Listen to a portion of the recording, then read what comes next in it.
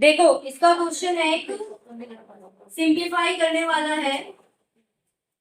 ऐसे दिया हुआ है x की पावर b अपॉन x की पावर c, और यहाँ पे दिया हुआ है b plus c minus a। नहीं दिख रहा साहब?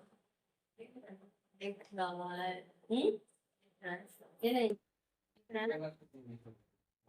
इनटू x की पावर c, x की पावर a ब्रैकेट में c plus a minus b into x की पावर a, x की पावर b, और यहाँ पे है a प्लस बी माइनस सी।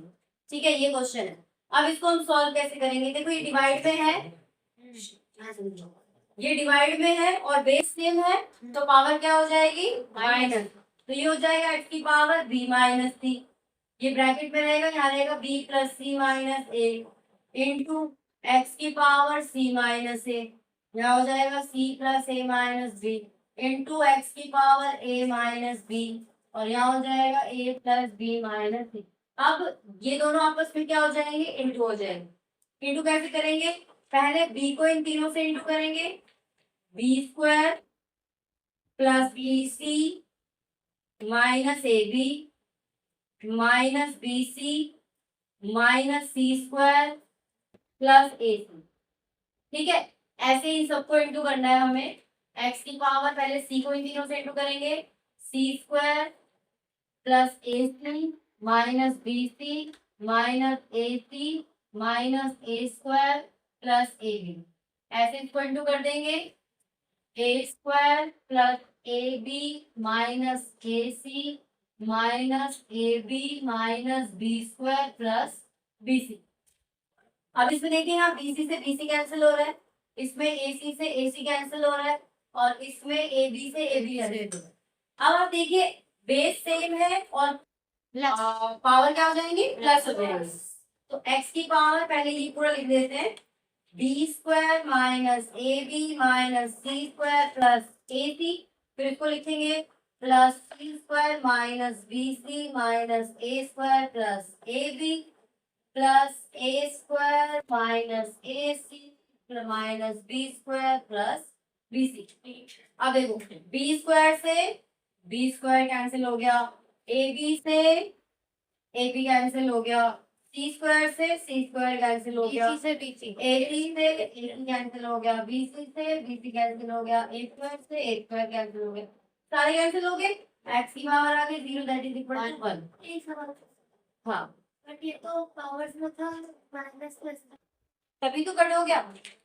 अरे प्लस का बी स्क्वायर माइनस का बी स्क्वायर माइनस 0, तभी ये कैंसिल आउट होके इनका आंसर ज्यादातर 1 ही आता है। इस टाइप के जितने क्वेश्चन होते हैं, तो ये इनका करने का तरीका। ठीक है, करने के लिए आपको क्या करना है? 15 अपॉन, आप इनके ना फैक्टराइज करो। जैसे ये क्या होता है 2 इंटू 5, इनमें से तो कुछ बाहर नहीं निकल सकता, कॉमन निकाल लेंगे, इनमें से नहीं निकल सकता, यहाँ से निकल सकता है 2 इंटू 5, 2 कॉमन निकल सकता है बाहर। आप क्या करेंगे? √10 को ऐसे लिखेंगे, 20 के फैक्टर करेंगे, 2 2 जो 4, 4 5 जो 20, तो 2 बाहर निकाल लेंगे। इसका भी ऐसे ही करेंगे, 2 2 जो 4, 2 जो 8, 5 जो, तो यहाँ से भी 2 बाहर निकल रहा है, तो ये बन जाएगा 2√10। यहाँ √5 का 5 ही रहेगा, और यहाँ से भी 2 इंटू 2 इंटू 2, 2 दूनी 4 दूनी 8 दूनी 16 5 80, तो यहाँ से ये एक एक 2 और 2 बाहर निकल रहे हैं, यानी कि 4, 4√5।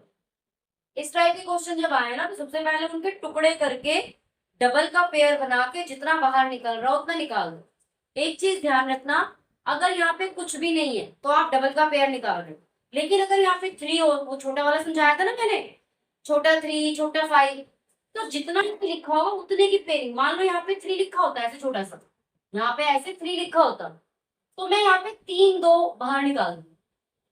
अगर कुछ भी नहीं है तो पेयरिंग वाला बाहर निकाल। अरे मान लीजिए यहाँ पे ऐसे 3 लिखा है, ये लिखा है 40, यहाँ पे क्यूब रूट है। ठीक है, आप इसको सॉल्व कर रहे हो, आपने इसकी पेयरिंग बना दी 2 इंटू 2 इंटू 2 इंटू 5। तो नॉर्मली आपने ये सीखा है कि जो पेयर होता है वो बाहर निकल जाता है रूट से, लेकिन यहाँ पे 3 है तो 3 का पेयरिंग बाहर निकलेगा, आपका आंसर आ जाएगा 2, फिर ये क्यूब रूट 5 अंदर रह जाएगा। समझ गए?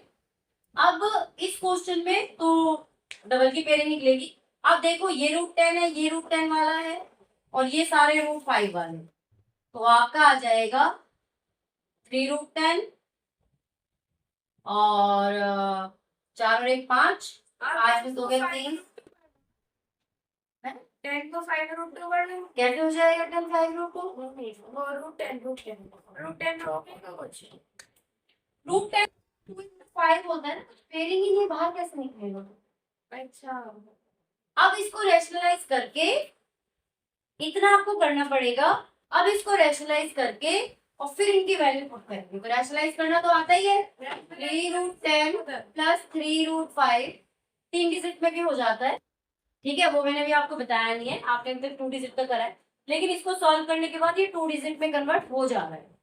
ठीक है, और यहाँ पे भी वही आ जाएगा 3√10 प्लस 3√5, तो ये हो जाएगा 15 के 45, 45 √10 प्लस 15 दिया 45 √5। पर यहाँ मैंने क्यों किया है, क्या पता कट ही जाए। 15 इंटू 3 को भी बाहर निकाल लेते हैं, √10 प्लस √5, और यहाँ पे आ जाएगा 3√10 का स्क्वायर माइनस 3√5 का स्क्वायर, तो 45 ब्रैकेट √10 प्लस √5, 90 माइनस 45 45 आ जाएगा, तो 45 से 45 कट जाएगा, आ जाएगा 45 √80 √5। अब इनकी वैल्यू पुट कर देना, ये 3.162 प्लस 2.236 आपका आंसर आ गया। समझ में आया? सही था ये वाला क्वेश्चन, वैसे अच्छा क्वेश्चन है, इसको उतार लो। नेक्स्ट वाला बता, चल write in ascending order, root वालों को असेंडिंग ऑर्डर में कैसे लिखोगे? रैशनलाइज करके लेकिन √4 क्यूब रूट है यहाँ, √3 और 6 √4, कैसे लिखोगे इसको असेंडिंग ऑर्डर में? इसको आप कर सकते हो 4 की पावर 1/3, इसको लिख सकते हो 3 की पावर 1/2, इसको लिख सकते हो 6 की पावर 1/4। इनकी पावर बिल्कुल ही अलग अलग है ना? आपको क्या करना है, पहले इनकी पावर को सेम करना पड़ेगा। पावर को सेम कैसे करेंगे? एलसीएम लेके। बेटा जहाँ पे सिर्फ अंडर रूट होता है, अंडर रूट का बताया तो था मैंने, अंडर रूट का 1/2 होता है, जहाँ 3 होता है 1/3 होता है, जहाँ 4 होता है 1/4 होता है। अब आप देखिए इन सब का एलसीएम क्या आएगा, 12 नहीं 12, तो इसको भी 4 से इंटू कर दो, यहाँ 4 से हो जाएगा, इसको 6 से करो, यहाँ 6 से हो जाएगा, इसको 3 से करो, यहाँ 3 से हो जाएगा, तो 4 की पावर 4/12, 3 की पावर 6/12 और 6 की पावर 3/12। अब इसको किसमें लिखना है? असेंडिंग ऑर्डर में।